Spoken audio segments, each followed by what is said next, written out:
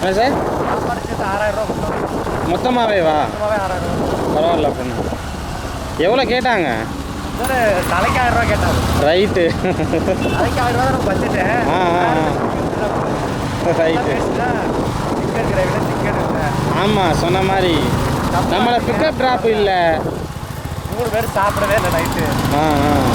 சொல்லி தான் ஸ்டார்ட் பண்ணுங்க அப்படின்னாரு. சரி சரி. ஹரிஷ் சரி. ஹரிஷ் 5500 ரூபா கொடுத்துருந்தா. அப்படியே ஒரு மாதிரி பாவமாக பார்த்தாரு. ஆக்சுவலாக என்னன்னா அவர் சரக்கு சார் அதான் பிரச்சனை. ஓ,